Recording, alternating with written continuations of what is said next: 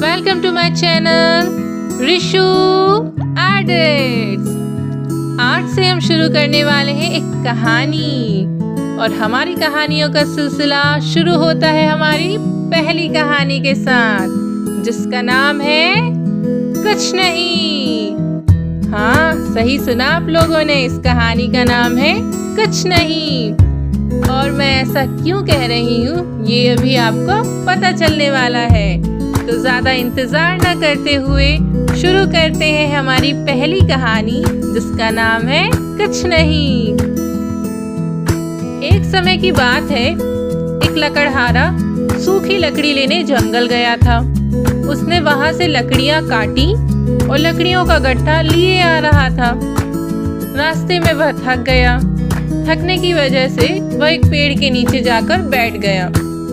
जहाँ पर वह लकड़हारा बैठकर आराम कर रहा था, वहाँ से एक आदमी गुजर रहा था। उस आदमी का नाम भोला था। भोला ने लकड़हारे से कहा, क्या मैं तुम्हारी मदद कर दूं?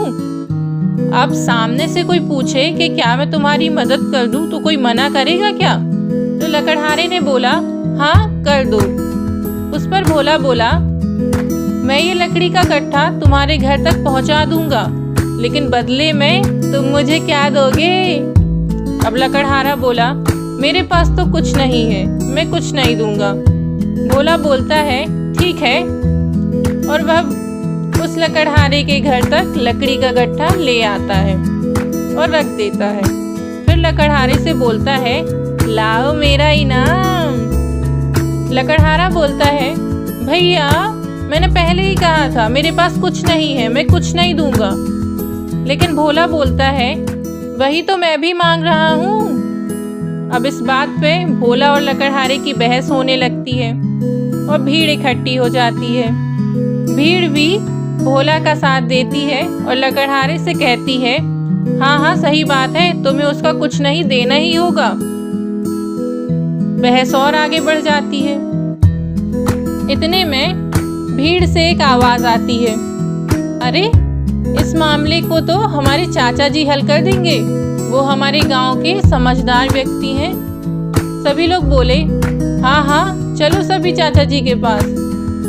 इतने में सभी चल पड़ते हैं और पहुंच जाते हैं चाचा जी के घर। वहां जाके सारी बात चाचा जी को बताई जाती है कि ऐसी ऐसी बात है चाचा जी, भोला और लकड़हारा इस बात पे लड़ाई कर रहे थे।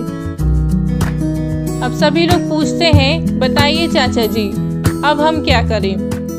चाचा जी कुछ देर शांत बैठते हैं, फिर बोलते हैं, उन्होंने भोला से कहा, अच्छा तो तुम्हें कुछ नहीं चाहिए, जाओ वहां उस चटाई के नीचे रखा है, वहां से ले लो। भोला लालच के कारण वहां गया और देखा, फिर बोला, अरे इसके नीचे तो कुछ नहीं है। चाचा जी बोले, हाँ तो उठाओ और ले जाओ। भोला फिर बोला, लेकिन इसके नीचे तो कुछ नहीं है। चाचा जी फिर से बोले, हाँ तो उठाओ और ले जाओ। अब भोला समझ गया था कि वह अपने ही जाल में खुद फंस गया है। फिर वह समझ जाता है और वह चाचा जी और लकड़हारे से माफी मांगता है और वहां से चला जाता है। इसी तरह सभी लोग अपने अपने घर चले जाते हैं और यह मामला यहीं सुलझ जाता है। और हमारी कहानी भी यहीं खुशी खुशी समाप्त हो जाती है। और इस कहानी से हमें क्या शिक्षा मिलती है, अब इस पे भी बात कर लेते हैं।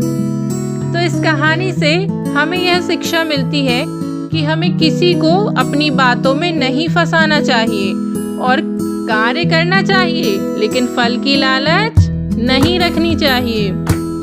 साथ में हमें यह भी याद रखना चाहिए कि हर भोला नाम का व्यक्ति भोला नहीं होता।